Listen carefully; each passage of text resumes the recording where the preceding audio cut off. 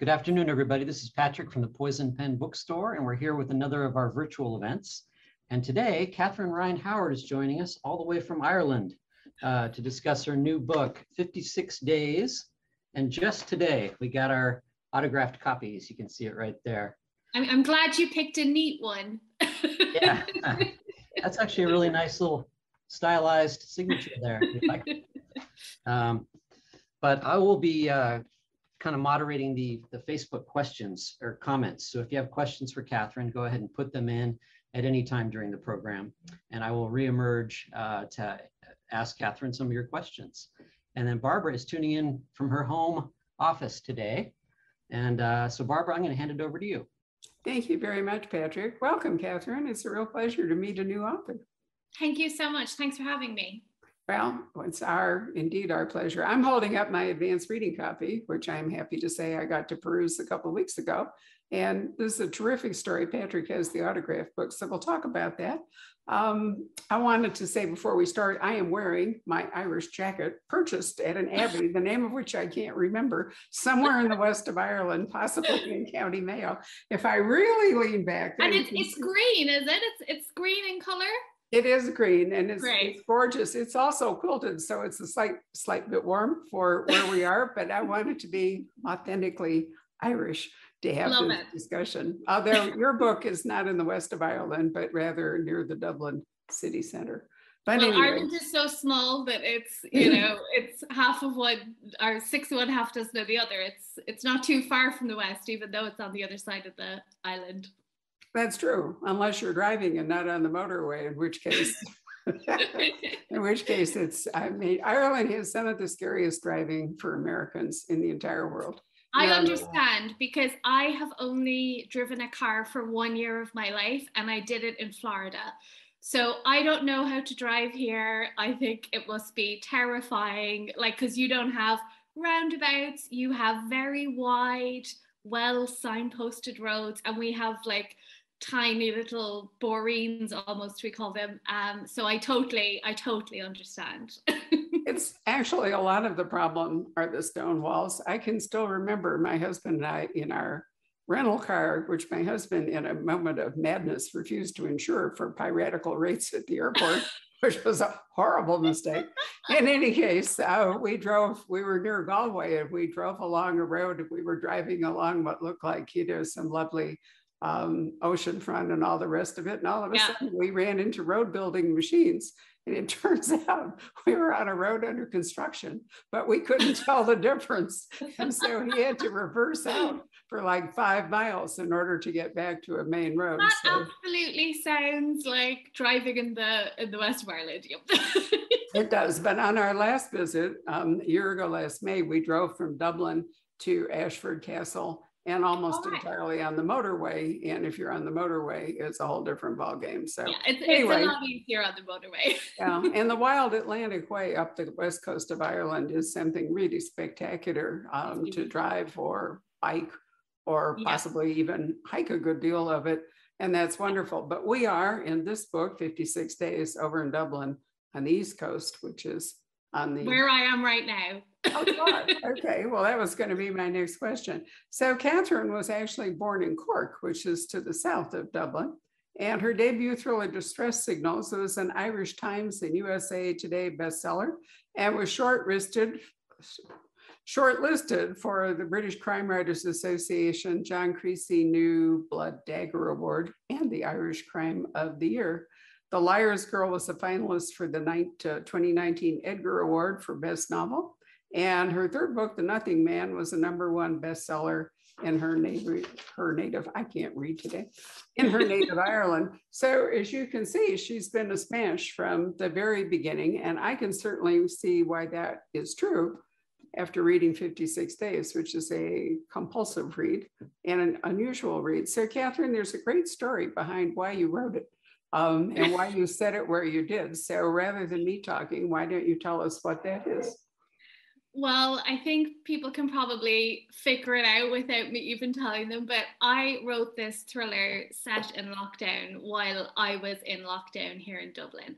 So Ireland went into a pretty swift and severe lockdown on the 27th of March 2020. at that point, I was writing what should have been my fifth thriller, which was set in a nightclub. It was about a shooting and people were traveling internationally and all sorts was going on. And as soon as lockdown hit, it started to feel like science fiction to me, and I really struggled to continue with it. So I set it aside and I thought, I'll worry about this later. And in the meantime, for years, I had had this vague idea about a couple who meet and fall in love, but all is not what it seems. And I knew what the truth of the story was, and I knew the book would start with their meeting, but I had nothing to go in between those 2 points. And then I heard the UK's Deputy Chief Medical Officer advise new couples to essentially put their relationship on pause or move in together in order to adhere to one of the lockdown rules, which was you weren't supposed to mix with anyone who didn't already live with you. And suddenly, there it was. There was my plot. And I thought, I'm going to write a novel set in lockdown. And it comes out tomorrow. I still don't know whether or not it was a good idea to do it. I don't know if people are going to actually want to read a novel set in lockdown. But what this book has turned out to be is not a story about the pandemic and not a story about coronavirus or anyone getting sick. It's about 2 people experiencing lockdown together. And I think by the time readers get to the end of the book, they won't even think it is a lockdown book. That is merely the jumping off point. So eventually I came clean to my publishers and said, I've been sneaking this other book. I've stopped writing the one I told you I was going to write. What do you think? Can I keep going? And to their credit, they said, yes, let's do it. So here we are. Here we are indeed. Well, actually, having read it, I can say then if it weren't locked down, the story wouldn't work. So yeah. It isn't. The lockdown provides the background. Yeah. And the way I think of it. And the impetus for what happens, and yeah. It frames it, but it really doesn't have anything to do with the relationships as they develop between, yeah. And I'm going to ask you, because my Gaelic is non-existent. Well, how do you pronounce the name of the young woman? Kira. So Kira. It's C-I-A-R-A, but the C is pronounced, so it's not Italian. Yeah. It's Irish. Right. So Kira, right. Kira. I did a little bookstagram thing for you, and I realized as I was saying her name, I was calling her Clara. I have heard all sorts from American readers, and I don't blame you. It doesn't look the way it sounds, but in Ireland it is Kira, as if it's K-E-R-A-H. Right. No, I get it. I get confused with Siobhan, which, I've only learned to pronounce for me and Raken. Otherwise, I'd still be trying to figure out S-I-O-B-H-A-N. Right. I love the Irish language, but the rules of pronunciation are something you really do have to study. Or possibly you just have to be a native speaker. I think certainly if you want to speak Welsh, you almost have to be a native speaker. It's almost impossible to gargle the double L's and the whole bit the way you want to. Anyway, Oliver is the man, and Kira is the woman, and they meet in a checkout lane at Tesco, which is a large supermarket and so forth chain in the United Kingdom and obviously in Ireland. And from this chance encounter, he invites her for a coffee. She accepts, and there they are, right? And as you say, at some point, it's either separate or shack up is basically the message that you get. And that'd be a really scary thing. I was thinking about that, Catherine. Either way, that's a real risk. You either might lose a relationship because you didn't try to move forward, or you do move in together for what you don't know will be 3 weeks or 3 months or possible years. Well, at the time, everyone was pretty much convinced it was going to be 2 weeks.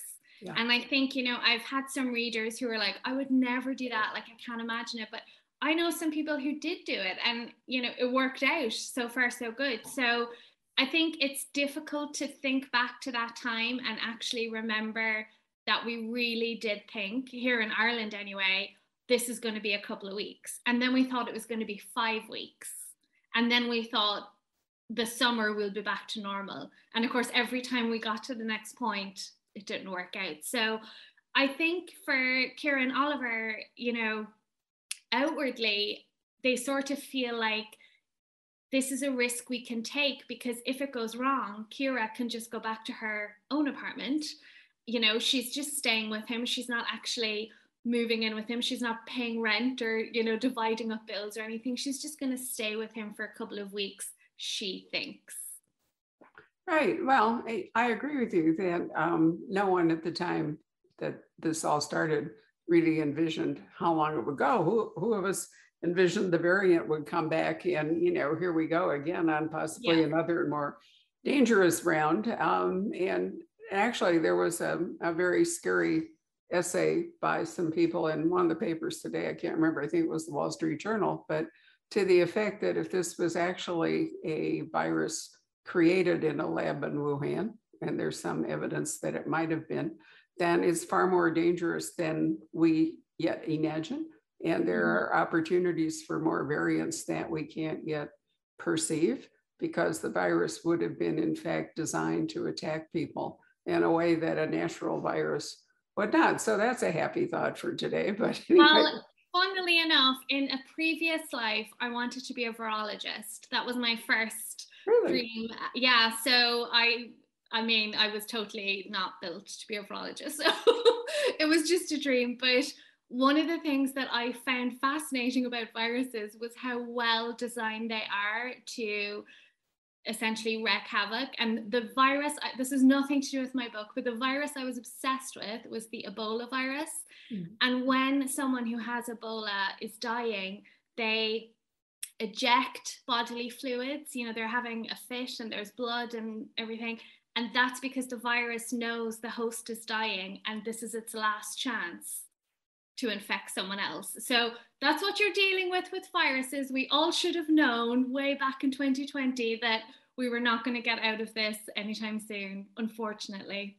Well, I think that I don't think we can really say that most people would have figured it out. I mean, it's clear, at least in this country, people still haven't figured out what, how to protect themselves from the virus. I mean, the mask wars are going on and on. So I heard someone say we need to retire the phrase avoid like the plague, because it's so clear that people do not avoid the plague. So we can't use that. We can't use that phrase anymore. But really, aside from the fact that Kira and Oliver went into this thinking it would be short term, and as you say, where's the real harm? Because, nobody's giving up anything. And then it turns out to go longer.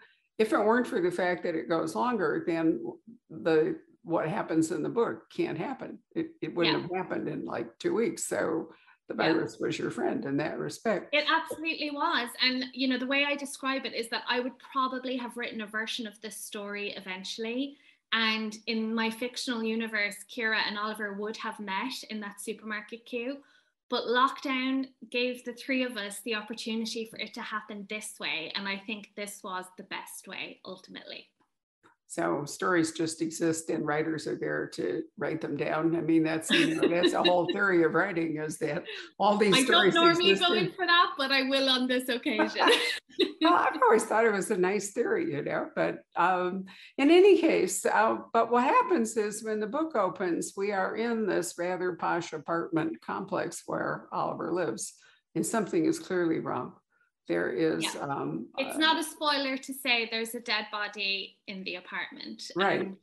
Then we flash back. Yeah. Yeah. So then you go back to 56 days, which is why the book is called this. And you move forward. You move 56 days. You're also in the present, but then at some point you're in, 32 days? There's different times. But what you've done really well, Catherine, and which I think the reader will really admire, is that even though you've got some different time frames where the story is happening, the whole thing flows forward in a really great way. You don't feel like you're tick-tocking back between today and 56 days, but it's all kind of like one story stream. And so it's not hard to follow and it's not interrupted, which I find some of the TikTok books to be really annoying. Well, I do, you know, where you're here and then you're there. And I mean, here. I can relate. I have read somewhere I felt like I had chronological whiplash because I was going like back and forth so much. But I think with this one, I really, you know, I tried to sort of establish a rhythm almost early on, so that when there was a little jump, the reader was safe in the knowledge that, you know, it was going in the same direction and they would be back to the main storyline soon. But I love that structure because, you know, you start off in the present day, which in the novel is the 1st of May, 2020, and then you go back to 56 days ago. And in the present, like we said, there's a dead body. 56 days ago, this couple is having like a Hollywood meet cute, sparks are flying, you know, something is beginning. And I wanted the reader to say to themselves, you know, what the hell happened in the space of 56 days for things to go so wrong? And I think that's the huge like narrative payoff that you get from a structure like that. You're almost borrowing the drama of the end and putting it at the beginning. And I just love that kind of book as a reader. So I tried to recreate it as a writer. Well, you did very well. And of course, it ups the curiosity factor because the reader then, you know, the entire time is going, well, who was the body? What's going on? Why was it there? The other thing that makes this different is it's the same characters. So sometimes in a 2-time frame book, you have people who are in the past and their story, and then you have people in the present trying to work. And you know, there's a causal relationship between the past and the present stories, but they are different stories with different casts of characters. Whereas this one is the same people, and it's not a large period of time. It's you know, compressed. So it works. I think it works extremely well, and you don't lose any propulsion in the narrative. It does keep you flipping the pages to see what happened. I'm only sorry that we can't really talk to you about how this book works out, because that's the brilliant part. And of course, we'll completely ruin it if we have a discussion about. This book is so difficult to talk about. Yeah. I didn't think about it when I was writing it, but you can barely speak about anything except the beginning. That's because right. The one thing I will promise readers, and hopefully you'll agree with me, is that when you get to the end of the book, it ends up in a place you could not have anticipated from the opening scenes. So to say anything is a spoiler, really. I agree entirely. I mean, as I say, we have had many a thought, my staff and I, about doing follow-up events, you know, like wait 2 or 3 months and then come back for like a book club discussion, because we can't really do justice to the book or talk a lot about why we like it so much, other than to discuss the setup. So what we do, Catherine, which is really interesting, is we wander off and have digressions. And so we talk about a lot of really interesting things that have like the Ebola Virus. Right. I mean, we talk about being a tourist in Ireland, you know, all kinds of stuff.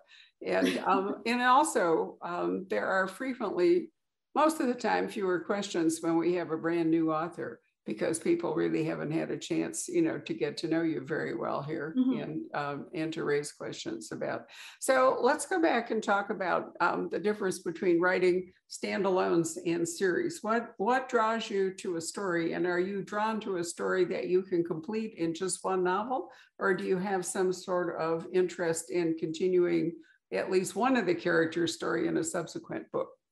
Yeah, so as a crime reader, I love series. Like Michael Connelly, as far as I'm concerned, Harry Bosch is a real person, and I get to visit him like once a year. Like I love reading series, but as a writer, they hold no interest to me. Hold interest for me. I like the completely blank slate every time, and every novel I've written is a standalone. I just love that challenge of starting from scratch.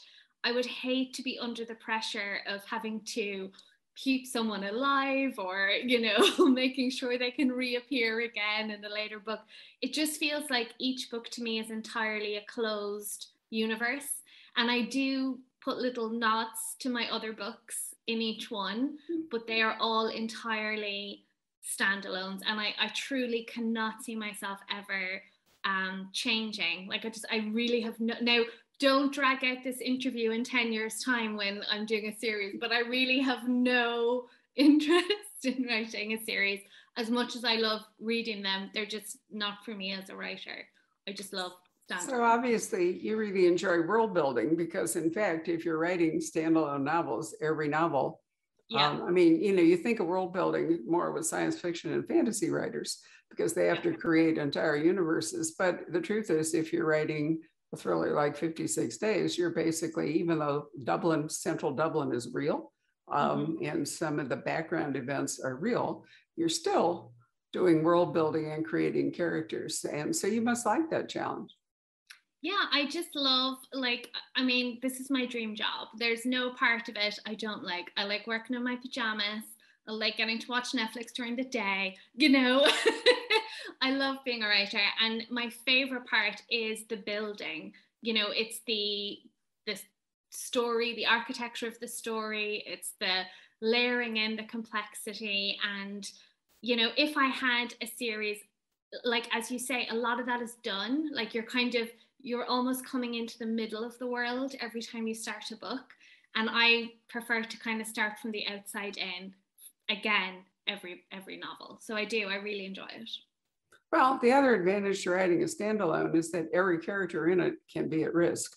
If you're writing a series, you know, the one thing we know is Harry Bosch is going to, well, so far, is going to make I will be devastated if anything ever happens to Harry Bosch. So I hope the last time we see him, he's like walking off into the sunset or something, because I couldn't face anything happening. Well, he's currently mentoring Renee Ballard, who's a young woman, because Michael made a decision to age Harry in real time, which Ian Rankin made the same decision with Rebus. And unfortunately, that does mean that at some point, these characters really do age out to the, you know, they're not physically able to maintain some of the qualities that they need to be investigators and so forth. I mean, it's a question that comes up with many author events, and you know, everybody has to.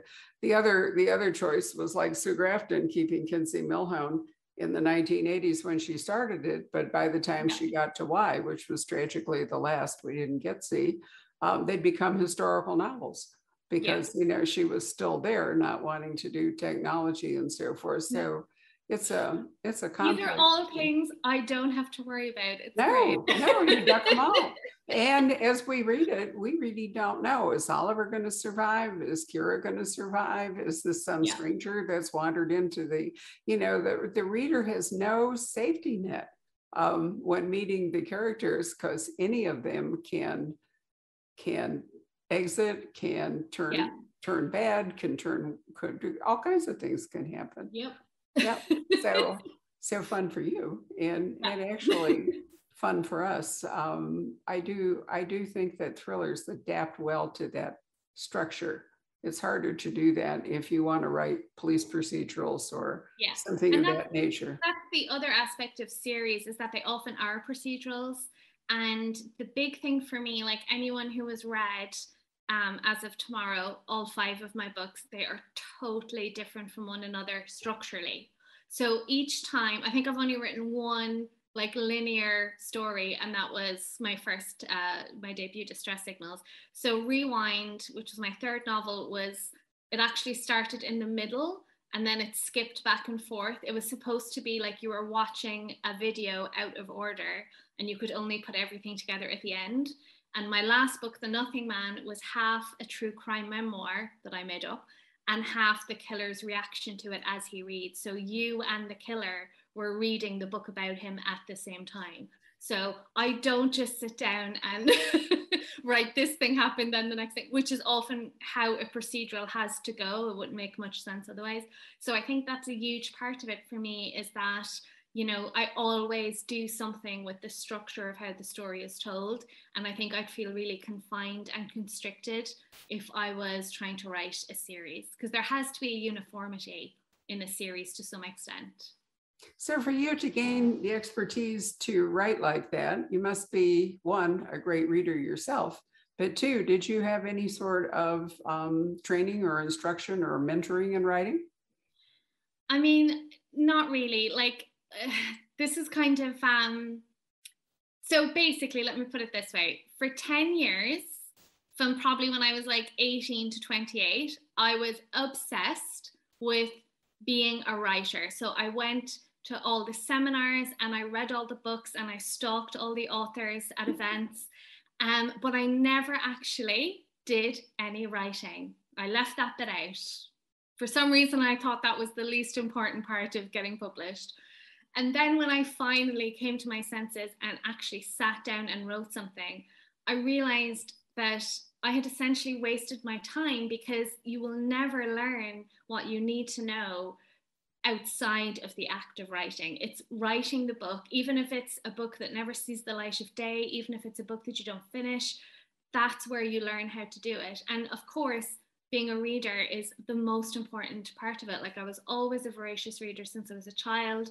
You know, my mom bringing me to the library, and I think I was trying to write before I even could spell properly. You know, I would tell stories to my teddies and stuff like that. So it's just always been reading. And then aside from my little stalking writers period, like actually writing. And I think even just looking at the books myself, I can see such a, you know, a progress, if you like, from the debut to this one, which I learned through doing. So I haven't had any, you know, I didn't, like, I know doing an MFA is a big thing for writers in the States, and we certainly have MAs here that you can do if you want to go to a university level and learn how to write. And I teach courses myself sometimes, and I think they do have their place. It's wonderful to just be around other people who want the same thing you do, because saying you want to be a published writer is kind of like saying, you know, I want to be a Hollywood actor, or I want to be a pop star. You know, there's not everyone around you is saying the same thing. So I think they have their place, but I would urge anyone out there who wants to get published to forget the books and the workshops and all that and sit down and write. And once you have the book written, you can go back and do the workshops and all that, but you need to write first. Well, my own theory is you can't be a writer if you're not a reader. I totally agree. I 100% agree. If you are not a reader, you will only waste your time and whoever you send your book to if you write one. It's like saying, I want to be a chef, but I don't eat food. I live off protein shakes. Like, it's just not, it's not workable. It's not going to happen. So reading is the most important thing. I totally agree. So you mentioned Michael Connelly, and remind me, I'll tell you a funny Dublin story about Michael Connelly in a minute. But what Does other? It involve me stalking him? No. Actually, I'll tell you right now, because it really was fun. My younger daughter and I were on a cross-Atlantic cruise, and after it leaves France, having gone from Boston all the way to Norway and all, and come down to France, we come back up and we are in Dublin. And we've had a great day. We've taken, you know, the bus. We've been to the prison. We've been to the Guinness Brewery. We've been to the cathedral. We've walked along the River Liffey. We've done the whole bit. And it's late in the day, and we have just managed to get into the Writers' Museum in Dublin, which at that time, a few years back, was kind of like an old house, you know. Bit. And we come in, and then we suddenly realize, oops, the ship is going to sail. Oh dear. and we have to get back, and it's too far to walk to the docks. And so we need a taxi. And I realize as we're hailing the taxi that I have totally run out of cash. I mean, I have no money at this point from doing this heavy touring. I'm feeling very stressed listening to this. Well, you know, so we settle down into the taxi, and as I open my mouth to say to the guy, I hope you could take a credit card or something, I observed that on the seat cover up is a Michael Connelly novel. So so I say to him, you're a Michael Connelly fan? Mm-hmm. Yes, he says, you know, and I said, well, he's an author that I own a bookstore. And I said, we have actually had events with Michael for every one of his books. Mm-hmm. He has been to see us at the Poison Pen and signed all of his books. Except for last year when we had to ship them to him. And what can I tell you about him? I said, and the guy kind of looks at me. And I thought, I'm establishing my credentials here. So when I Yeah. see you, I need to give you a credit card or whatever, or Yeah. wait here while I run on the ship. He won't. So it was great. He was so excited. And he asked me to take a photo. I have a photo of him, which I sent to Michael, where he's holding it up, and the window of the taxi is behind him and the whole bit. Yeah. Anyway, when we get to the dock, he said, this has been so enjoyable. He said, I'm not going to charge you. So my daughter and I shook out whatever little tiny bits of, change, whatever we had, and gave them over. And I do have to tell you, Barbara, that my debut novel was about a serial killer on a cruise ship and about how maritime law really facilitates murderers. So just as well you yes, well, you're absolutely right. Actually, a cruise ship can be a very high crime, very high crime area. And I never recommend that anybody go on a cruise by themselves. And that me too, after my research, I would also just like hiking, you shouldn't be out alone on a big ship, because bad things can happen. But anyway, it's just that Michael has been very useful. I've this come up on airplanes and somewhere in Sweden and other places, but it's true. I mean, we actually had his very first ever book event at the Poison Pen, and we're looking forward to seeing him in November. Well, I wandered into like a sort of bargain basement store that sells remainders when I was, I think, 15. It was probably 1998, 99. And because those were the only books I could afford because I was a teenager. And I got a copy. I picked up Void Moon because it was in really good condition, this book. And ever since then, I have been obsessed with him. And no matter where I am in the world, I buy the new book on the day it comes out. I go straight home, I read it all in one sitting, and then I regret it because I have to wait for, another book. And I've never met him because I am too afraid that I would be like crazy. Oh, well, I'll bet we could work something out for you. Don't worry. Please don't, because I will be arrested. Well, oh dear. Well, so my question before I got sidelined with my taxi story with Michael, which is actually not as fun as my airline story with Michael, but we're not doing that one, is who else do you read that you have particularly admired or recommend? I think probably he and Tana French would be my two, what Instagrammers say now are their auto-buy authors. No matter what the book is, no matter what the premise, I don't even check. I just buy the book. But I am really, and I think this is a reflection of the books I write, I seem to have more of a list of novels that I've enjoyed rather than series authors. I mean, I was obsessed with Patricia Cornwell. I've had a Harlan Coben obsession. I keep using the word obsession. It's just that I really like the books. I did meet Harlan Coben and I did make a show of myself. So, that doesn't bode well for I couldn't speak. I was so giddy. It was in Paris in 2006. And I went with my friend and my friend had to talk to him because I was just like, I can't believe that's Harlan Coben. So I shouldn't meet other authors really. But novels I've enjoyed this summer, because I've actually managed to do some reading, like Dream Girl by Laura Lippman is one of the best books I've read this summer, because I love books about writers and I love books that have a bit of, an experiment to them or are self-referential, and her writing is so wonderful.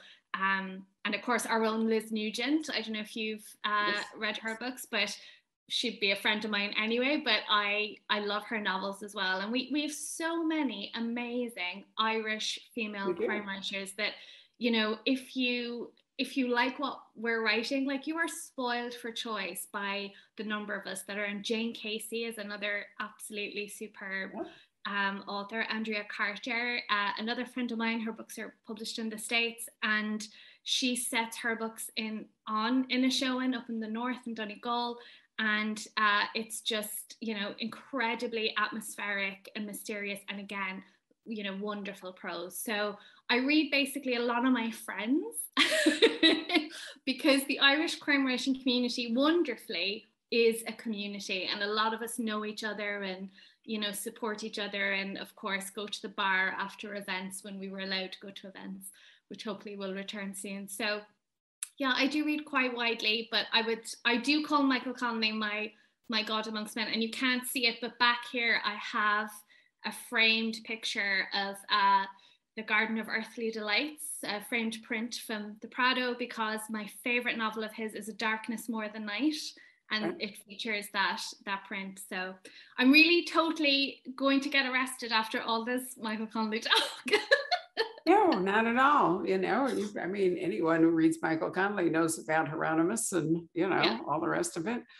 Gosh, actually, my husband and I have visited his paintings, particularly in Germany. You know, kind of as a little. I have been to Madrid, is the only place I've seen. They had the triptych at the time, but yeah, so amazing. I love it. It is. It was a brilliant stroke, I think, to pick, you know, that name. And I just heard today that they have finished filming The Lincoln Lawyer, the new TV series. Oh, yeah, I'm so excited. I thought the movie was amazing, so hopefully the TV series will be too. Well, I liked it too, and it won't be the same, of course, with the different cast, but there's some excellent books in there, and then there'll be a spin-off of Bosch, so you know, more to come. We'll see how that goes. Right, so I know there was something else I was going to ask you brilliantly, but I can't think of what it was. Patrick, you want to come up from the dark and see if we have any customer questions, or weigh in on Irish writers, since you know them better than I do? Well, I was saying we should have Catherine join us and guest host our Michael Connelly event coming up. We could do that.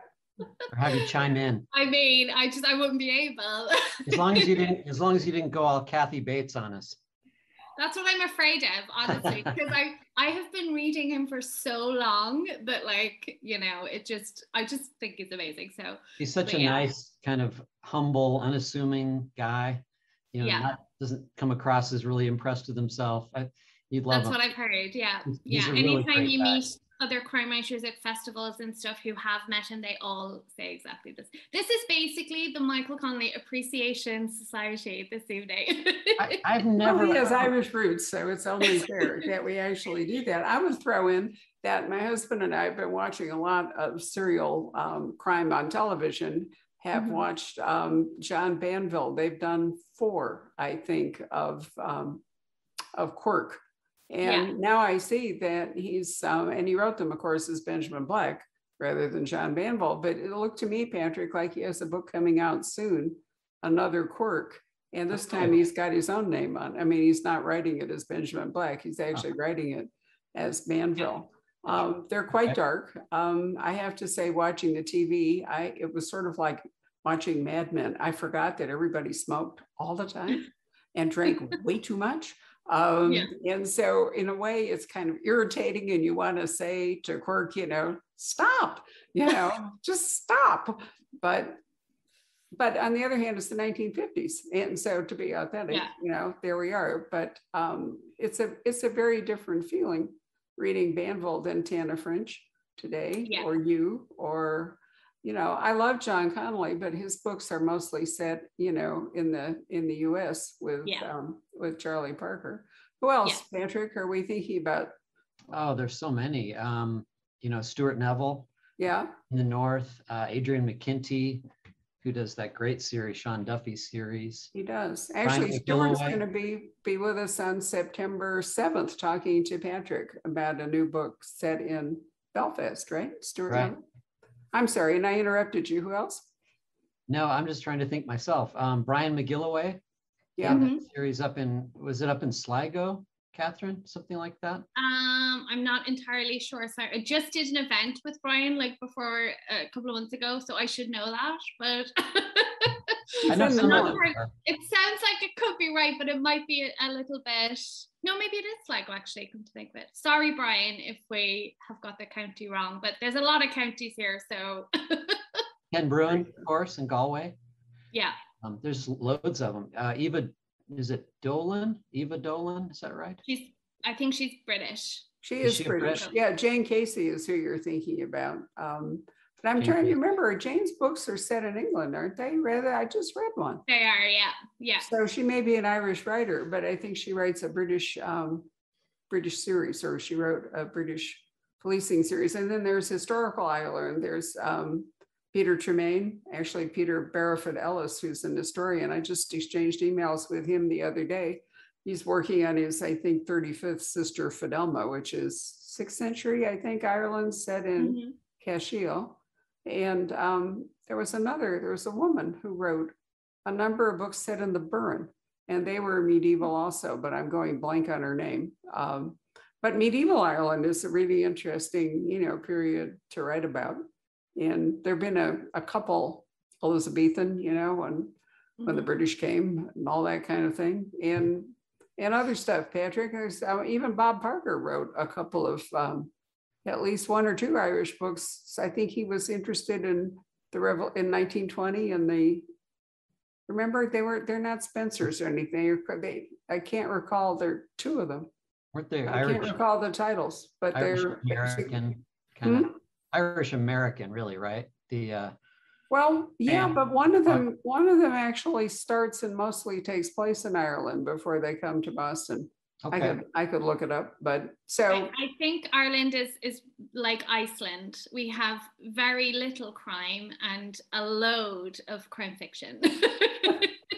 That's a really good analogy, right? But yeah.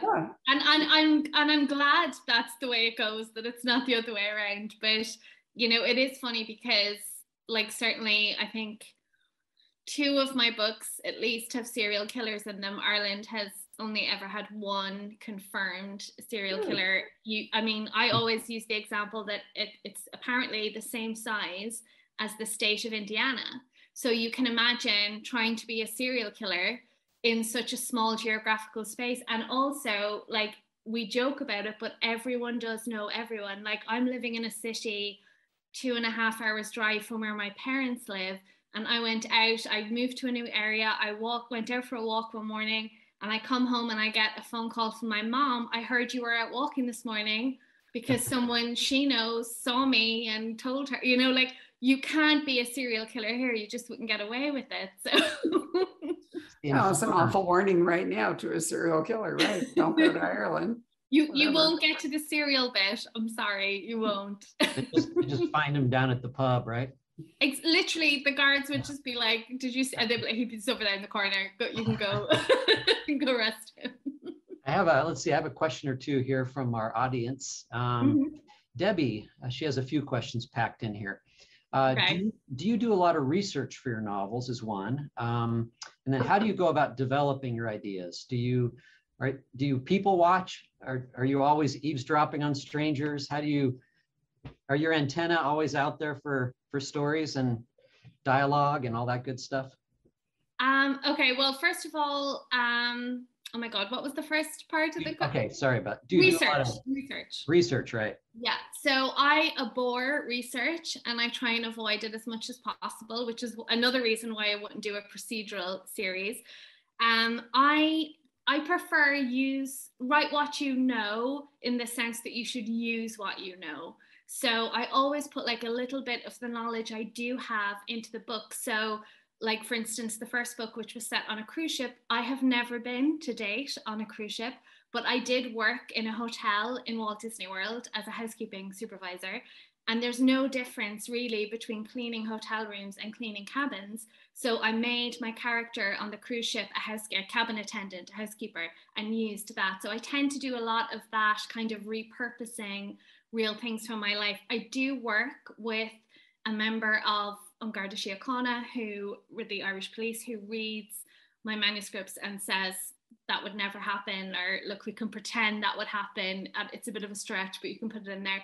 But I am firmly of the belief, and this is the hill I will die on, that it's fiction. It's called fiction for a reason. It's not a documentary. And if crime fiction was actually accurate, there would have to be 300 pages in the middle where someone is waiting for DNA results to come back, because they take months. So I feel like my obligation is to make the book feel true, but not necessarily be accurate. I think those are two different things. As for developing my story, I don't eavesdrop on people. Oh my God, I would never. I do all the time. But what I normally do with my ideas is they really do come to me quite fully formed. So far, apart from Lockdown novel, which came from my own lockdown experience, I tend to take little tidbits from real life cases or something I hear. my third novel, Rewind, was inspired by, or sparked rather, by a Post Secret image, which is a community art project, is the best way to describe it, where people write their deepest, darkest secrets on a postcard and mail them to a man in the United States called Frank Warren. And the secret I saw was a picture of a bedroom, and it said, "I trade hidden sex videos with other Airbnb hosts." And I was like, oh my God, like what if you were doing that and you captured a murder? And that's where the idea for Rewind came from. So I don't really have to build up ideas, because when they sort of merge in my head, they're kind of fully there already. And then it's just a case of writing it down. Let's see, another question. Let's see, this is from Daniel. He says, do you have a favorite book that you've read this year? Ooh, I mean, it's hard to pick a favorite book this year. I loved Northern Spy by Flynn Berry. I said at the time, like, if she published a shopping list, I would pre-order it. I have loved everything she's written, and I find it remarkable that she is American and she can write about Ireland and previously England in the way that she can. So I absolutely loved that. I also loved Bathhouse by PJ Vernon. I feel like I'm mentioning that in every event I do, and he'll probably think I'm stalking him as well, but a really amazing book. And as I mentioned, Laura Lippman's Dream Girl, I absolutely loved that as well. It's been a good year for reading. It's hard to actually just pick one, but I think maybe Northern Spy is the one that kind of lingered with me the most, and the one I'm still thinking about, even though I read it a month ago. Oh, I'm so glad you said that. We did a wonderful event. Actually, we did her book launch. When was it, Patrick? Back in February, or was it January? I was wild about her previous book, the one set in England with, yeah. I thought it was just wonderful. And I really, I agree with you that I think that this new book was really remarkable. And the ethical choices and the other, what does it mean to be, being a spy? If you are a spy, what does all that mean?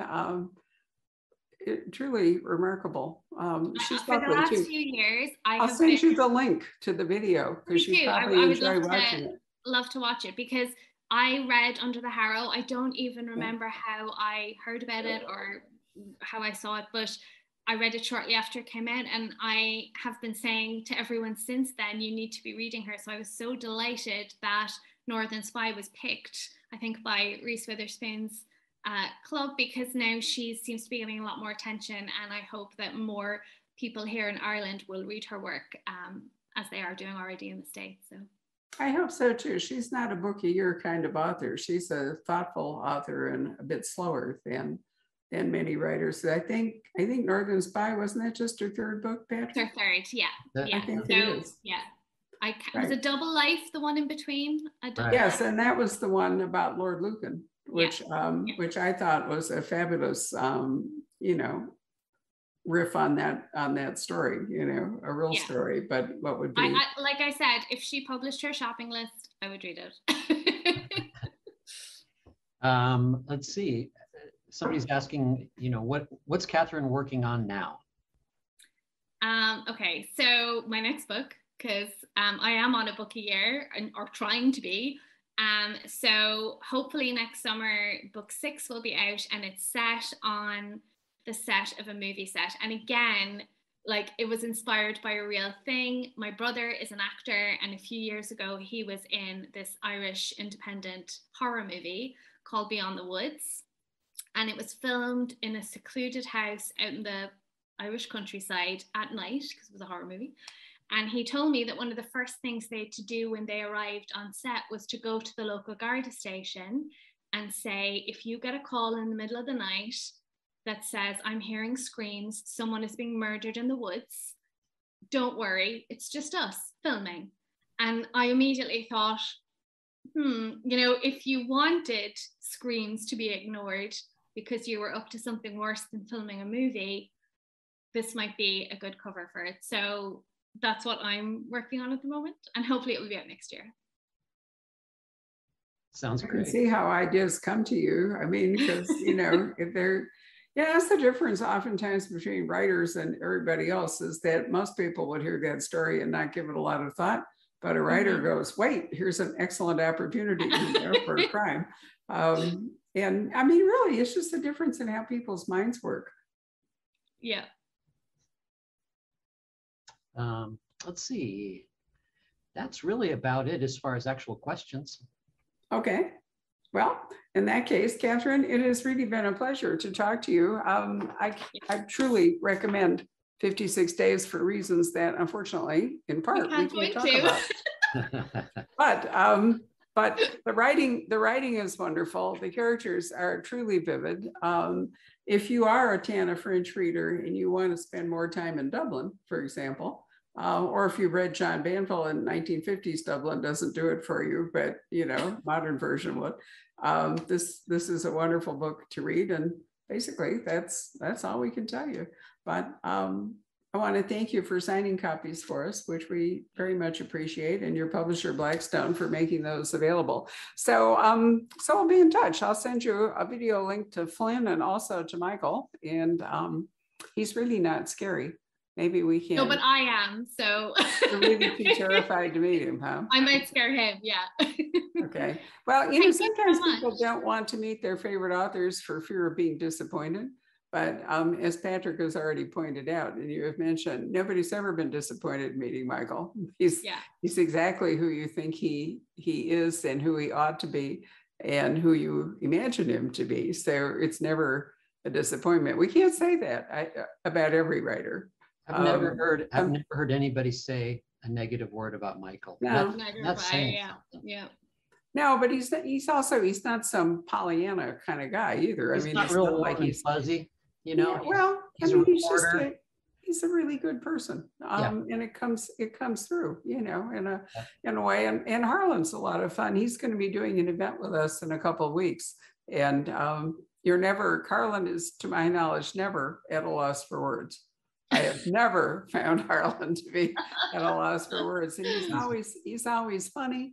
But he too is usually very generous to other writers and kind, and has a busy family, and he's a lot of fun. So you've picked some. I'm so jealous of you getting to meet all these like amazing writers just in the course of your, normal business.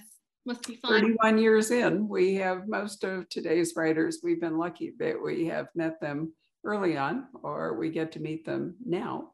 And I will say that the pandemic and Zoom has allowed us to meet writers and do things with writers like Catherine, who might not have been over here from Dublin in a previous, let's go back to like 2019. And so it has been a chance for us to really expand our circle of authors and our circle of customers. So we ship books all over the world every day. And, So if anyone in Ireland who's watching who wants one of those lovely pink signed books, they can potentially get it from the Poison Pen.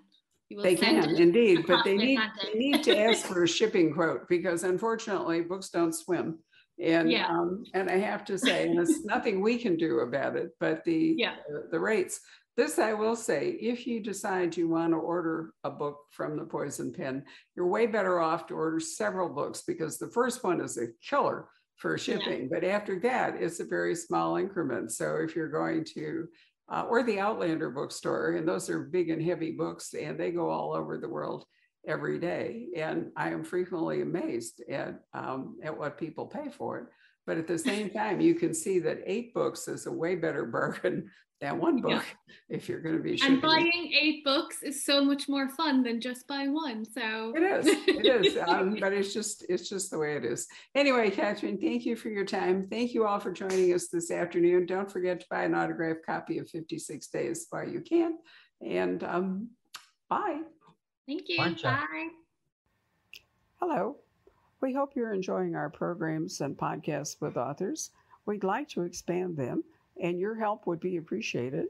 Please make a donation at poisonedpenfoundation.org. 100% of the proceeds will go to help connect authors with readers in this difficult time. Thank you.